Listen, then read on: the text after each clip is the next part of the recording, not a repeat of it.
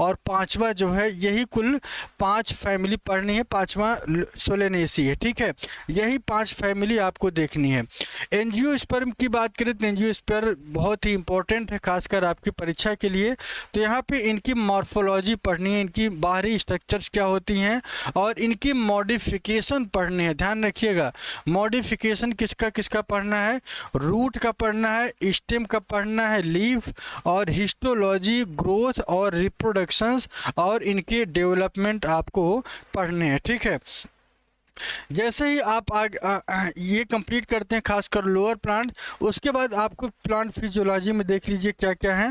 Plant physiology में आपको water का रिलेशन क्या है, ठीक है। जैसे ट्रांसपायरेशन की प्रोसेस क्या होती हैं और ट्रांसलोकेशन क्या पढ़ना है, ये आपको ध्यान रखना है।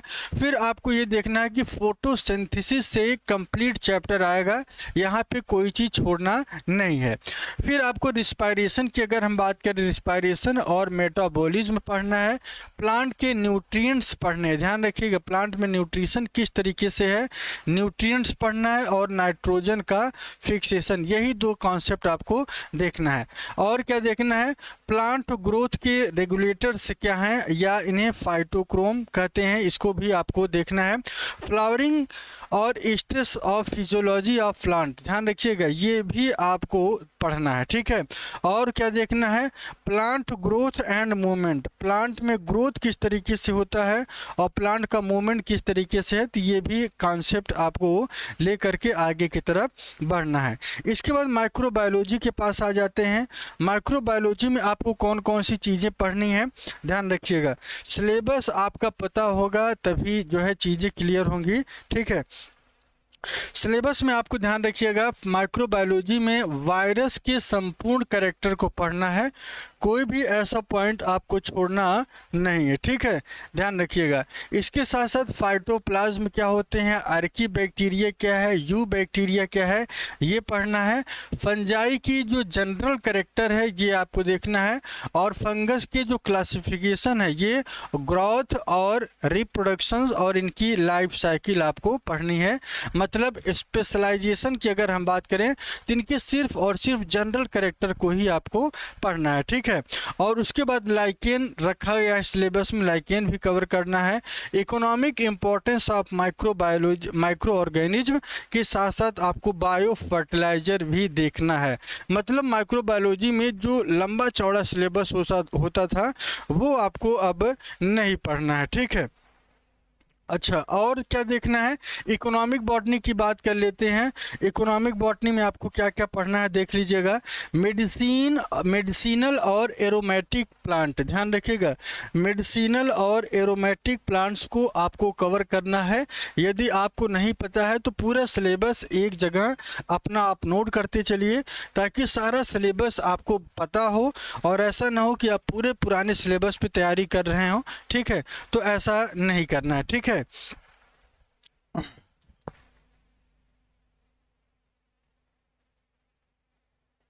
चलिए और देख लेते हैं और क्या सिलेबस में परिवर्तन हुआ है। इकोनॉमिक बॉटनी में अगर हम बात करें तो मेडिसिनल और एरोमेटिक जो प्लांट्स हैं उसके बारे में अध्ययन करना है।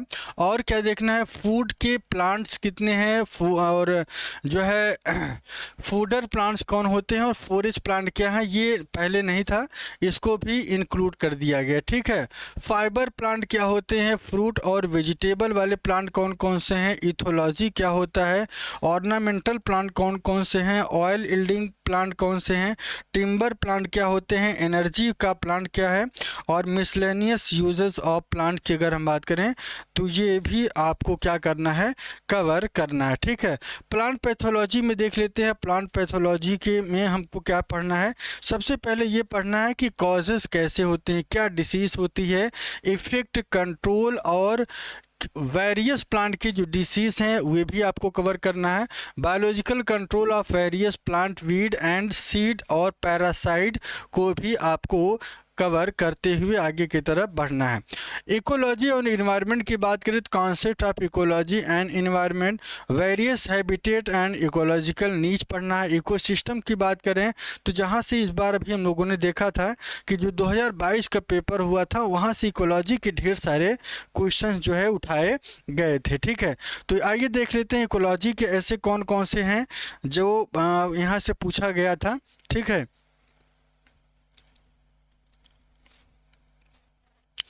इकोलॉजी का देख लेते हैं। इकोलॉजी में आपको क्या क्या पढ़ना है, concept of ecology, environment, various habitat and ecological needs, ये क्या होता है। ठीक है, और उसके बाद इकोसिस्टम में इनके स्ट्रक्चर और फंक्शन, इस इकोसिस्टम की स्टेबिलिटी क्या है, और carrying capacity, food chain, food का वेव क्या है, और एनर्जी फ्लो कैसे होते हैं, इकोलॉजिकल पिरामिड्स क्या होते हैं, बायोम्स की अगर हम बात करें तो ये भी आपके सिलेबस में ऐड किया गया है। ठीक है, इसके बाद पॉपुलेशन के साथ साथ बायोटिक कम्युनिटीज़ के बारे में पढ़ना है, बायो जियो केमिकल साइकिल पढ़ना है, इकोलॉजिकल सक्सीजन पढ़ना है, नेचुरल रिसोर्स और इनके कंजर्वेशन के बारे में भी आपको अध्ययन करना है।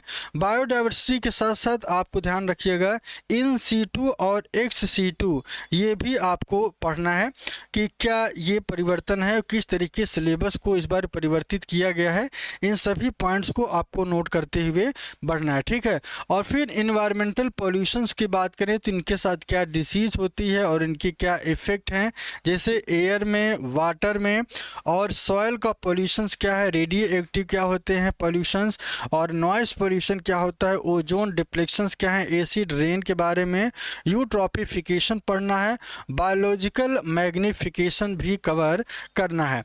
ओशियन के पॉल्यूशन आपको देखनी है, और ओशियन में आपका एसिडिफिकेशन क्या है और इनके कंट्रोल और इनके प्रिवेंशन की बात करें तो ये भी आपको कवर करना है। वेरियस इन्वायरमेंटल पॉल्यूशन आपको याद रखना है, क्लाइमेट चेंज क्या होते हैं ये कवर करना है, ग्लोबल वार्मिंग क्या है और हाउस इफेक्ट इनके क्या होते हैं ये भी आपको कवर करना है। इन्वायरमेंटल मैनेजमेंट की बात करें तो ये भी आपको देखना है किस तरीके से इन्वायरमेंटल मैनेजमेंट होगा, और रीन्यूएबल एनर्जी सोर्स के साथ साथ फूड की security for increasing human population. ये तो जो सिलेबस था खासकर अभी तक हमने जो बताया ये सारे सिलेबस आपके कितने हैं, किसके हैं, बॉटनी वाले थे। लेकिन अगर हम लोग जूलॉजी की बात करें सेक्शन बी पे आते हैं तो यहाँ पे क्या सिलेबस है आइए देख लेते हैं। एनिमल डाइवर्सिटी में आपको देखना है दो चीज़ें पढ़नी है, एक एनिमल डाइवर्सिटी क्या है और एनिमल की टैक्सोनॉमी क्या है ये आपको देखना है, और उनके कैरेक्टरिस्टिक फीचर्स क्या होते हैं, बहुत ज़्यादा नहीं लेकिन शॉर्ट सिलेबस है ध्यान रखिएगा, लेकिन क्वेश्चंस के जो पैटर्न हैं ये भी आपको चेंज होंगे। ठीक है, और क्या देखना है, नॉन कोऑर्डिनेट में क्या क्या पढ़ने हैं। पहले क्या था कि नॉन कोऑर्डिनेट में आपको ढेर सारी चीज़ें पढ़नी होती थी, लेकिन अब जो सिलेबस में जो परिवर्तन किया गया है, सिलेबस में ढेर सारे ऐसे परिवर्तन किए गए जिससे आपका सिलेबस जो है बहुत ही कम हो गया। ठीक है,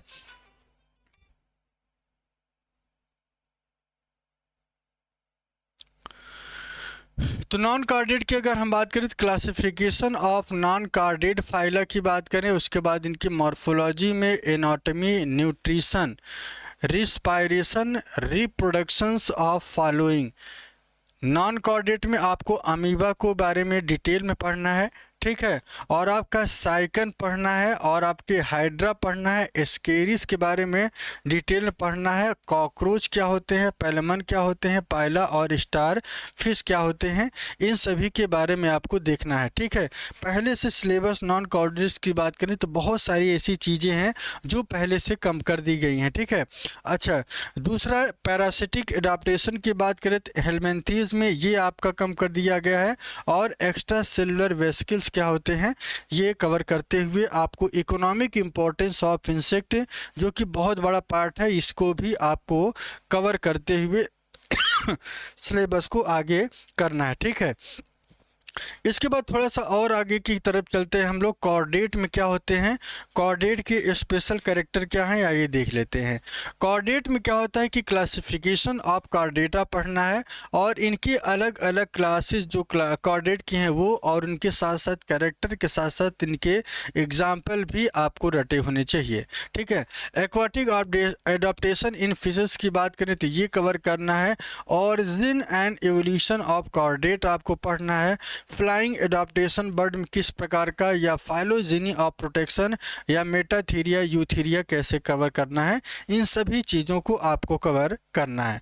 एनाटमी ऑफ फ्रॉग की बात करें तो फ्रॉग का जो स्ट्रक्चर है, आपकी यूरोमास्टिक्स, पिजन की बात करें, रैबिट की बात करें, तो इनकी एनाटमी आपके डिटेल में पढ़नी है। एनिमल हिस्टोलॉजी में अलग अलग तरीके की जितने भी टिश्यूज़ हैं उन सभी को कवर करना है। ठीक है। अच्छा, इसके साथ साथ एनिमल फिजियोलॉजी की बात कर लेते हैं। एनिमल फिजियोलॉजी लगभग पूरा का पूरा सेम है, और इन सभी चीज़ों को आपको कवर करना है। क्या है, न्यूट्रिशन पढ़ना है, डाइजेशन कवर करना है, रिस्पायरेशन, मेटाबॉलिज्म क्या होते हैं, हार्ट और सर्कुलेशन ऑफ ब्लड और सर्कुलेटरी सिस्टम क्या है, ऑस्मो रेगुलेशन और एक्सक्रीशन क्या है, मूवमेंट और लोकोमोशन क्या है, नर्वस कोऑर्डिनेशन और इंटीग्रेशन किसे कहते हैं, सेंस ऑर्गन क्या होता है, और साथ ही साथ आपको केमिकल कोऑर्डिनेशन के साथ साथ हार्मोन और फेरोमोन भी आपको देखना है। ठीक है। और आइए देखते हैं विटामिन के क्या रोल है, ये कवर करना है। विटामिन के साथ साथ आपकी इम्यूनिटी को कवर करना है। इम्यून सिस्टम किसे कहते हैं, एंजाइम का क्या रोल है, एंजाइम पहले भी सिलेबस में था और फिर से उसे दोहराया गया है। ठीक है।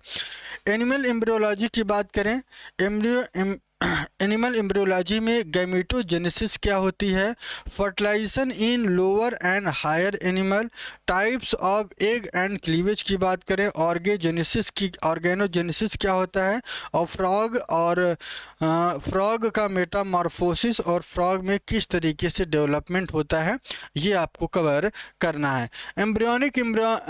एक्स्ट्रा एम्ब्रियोनिक मेम्ब्रेन बर्ड्स में किस प्रकार से देखा गया है, ये भी आपको कवर करना है। ये सब कुछ आपके सिलेबस में है। प्लेसेंटा इन मैमल्स और रीजनरेशन की क्या चीज़ें हैं, ह्यूमन रिप्रोडक्टिव सिस्टम और रिप्रोडक्टिव फिजियोलॉजी क्या है, ये भी कवर करना है। ठीक है। बाकी साइटोलॉजी की बात करें तो साइटोलॉजी में आपके प्रोकैरियोट्स आपको कवर करने हैं, यूकैरियोटिक सेल्स क्या होते हैं और इनकी स्ट्रक्चर प्रॉपर्टीज़, सेल डिवीजन क्या होता है, माइटोसिस मियोसिस में सेल साइकिल आपको कवर करना है, structure and function of various organelles, chromosome structure और इनकी बिहेवियर के साथ साथ सेल का division, nucleic acid molecular structure of DNA और आरएनए, ध्यान रखिएगा दोनों को कवर करना है।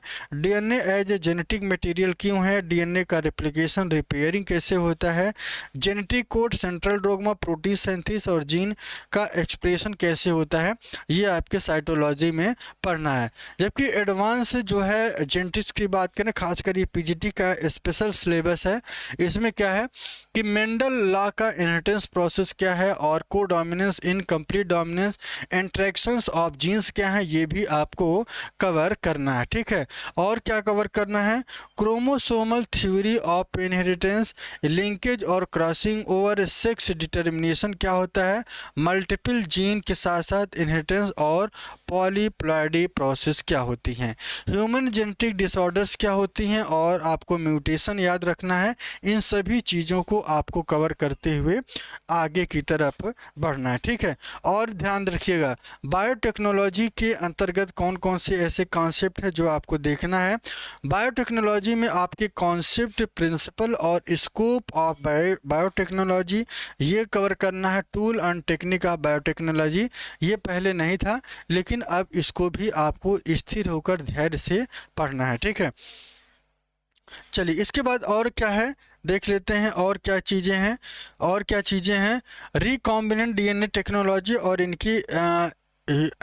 इनकी एप्लीकेशन के साथ साथ ह्यूमन वेलफेयर में किस तरीके से यूज है, टिश्यू कल्चर क्या है, somatic hybridisation, genetic modified organism, gene bank और एथिकल कंसर्न, ये ऐसे कॉन्सेप्ट हैं जो आपको ऐड किया गया है, ठीक है।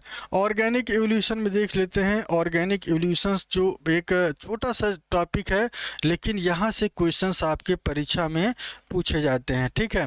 यहाँ पे मैं आपको बता दूं कि कॉन्सेप्ट और principle of evolution, origin of life, theory of evolution, Lamarck और डार्विन दो ही पढ़ने हैं।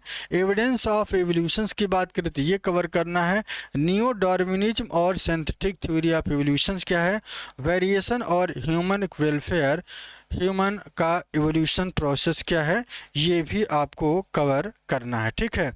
चलिए, तो ये जो सिलेबस था खासकर आपके लिए बॉटनी का था, ठीक है। और यही चीज़ ठीक इंग्लिश में भी है। तो मैंने आपको सिलेबस जो था वो मैंने आपको बता दिया। हिंदी वाले एक बार अपना कवर कर लें, देख लें कि क्या आपको सिलेबस आपके हिसाब से कवर करना है, ठीक है।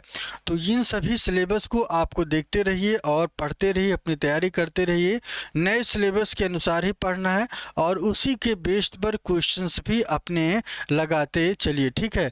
क्योंकि सिलेबस बदल चुका है और सिलेबस बदलने के अनुसार ही आपकी तैयारी होनी चाहिए। और बहुत सारी चीज़ें जो लोग हम लोग जो कवर करते थे, उन सारी चीज़ों को आपको नहीं कवर करना है, ठीक है।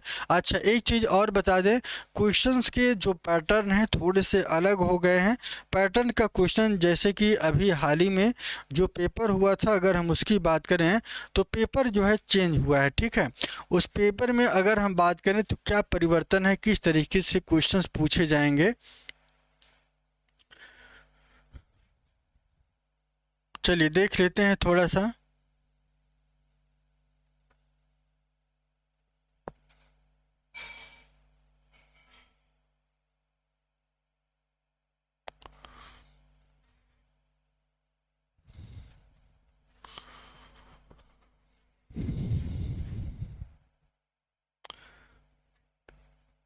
प्रश्न का जो पैटर्न है, क्वेश्चन का जो पैटर्न है, अब ये किस तरीके से आएगा ध्यान रखिएगा। क्वेश्चंस के जो पैटर्न है आपको ध्यान रखिएगा। क्वेश्चंस के जो पैटर्न है, थोड़ी सी दिक्कत आ रही है, ठीक है।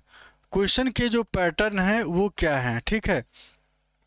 सबसे पहले मैं आपको बता दूं कि क्वेश्चंस का जो पैटर्न है वो कुछ इस तरीके से रहेगा, कुछ इस तरीके से रहेगा कि जहां पे आपको मैचिंग वाले क्वेश्चन देखने को मिलेंगे। कैसे क्वेश्चन देखने को मिलेंगे? मैचिंग वाले क्वेश्चन, मैच वाले क्वेश्चन अब आपको ज़्यादा देखने को मिलेंगे, ठीक है। पहली बात तो ये ध्यान रखिएगा। अच्छा, दूसरे टाइप का जो क्वेश्चंस रहेगा, एसर्शन और रीज़न वाले जो टाइप के क्वेश्चंस आते हैं, ये आपके सिलेबस में अब ऐड कर दिया है, तो ये भी आपको देखना है, ठीक है। और क्या ऐड किया गया, और किस टाइप के क्वेश्चंस आ सकते हैं ध्यान रखिएगा। और कुछ टाइप के क्वेश्चन आ सकते हैं कि पेपर का जो क्वेश्चंस का जो फॉर्मेट होगा थोड़ा से लेंथी होगा, ठीक है। मतलब इनकी जो क्वेश्चन जब भी अभी पूछा गया था तो वो ढेर सारी लाइनें लिखी होंगी और उसमें से आपको एग्जैक्ट पढ़ करके ही आप सॉल्यूशन दे पाएँ। क्योंकि थ्योरी की अगर हम बात करें, थ्योरी पहले से बहुत कम कर दिया गया है, लेकिन सिलेबस जो है, जो पैटर्न जो चेंज किया गया है, अब उसी आधार पर क्वेश्चन आएंगे और उसी के बेस पर आपको तैयारी करनी है, ठीक है। तो ये 3 तरीके के क्वेश्चंस होंगे। बाकी आपको ध्यान रखिएगा एमसीक्यू टाइप के ही क्वेश्चंस रहेंगे, ठीक है। और प्रत्येक क्वेश्चन जो है 3 नंबर का होगा और यहाँ पे निगेटिव मार्किंग जो है 1/3 की रहेगी, ठीक है। ये आपका इस बार जो अब परीक्षा होगी उस तरीके से होगा। अच्छा, जीएस की अगर हम बात करें तो जीएस का जो पोर्शंस है ये अभी तरीके से ऐड नहीं किया गया है, लेकिन ये तब क्लियर होगा जब विज्ञापन पूरी तरीके से आ जाएगा तब, ठीक है। तो ये रहा सिलेबस और इस सिलेबस को पूरी तरीके से एक बार नोट करिए, अपने फर्स्ट पेज पर इसको लिखिए और फिर उसी के अनुसार तैयारी करिए, ठीक है। क्योंकि क्वेश्चंस का पैटर्न बदल चुका है और सिलेबस बदल चुका है और टीजीटी के जो बच्चे तैयारी कर रहे हैं उनका जो सिलेबस है वो बहुत ही जल्द आ जाएगा, तो हम उसको भी लेकर आएंगे, ठीक है। तो आज के लिए इतना ही। जय हिंद, जय भारत।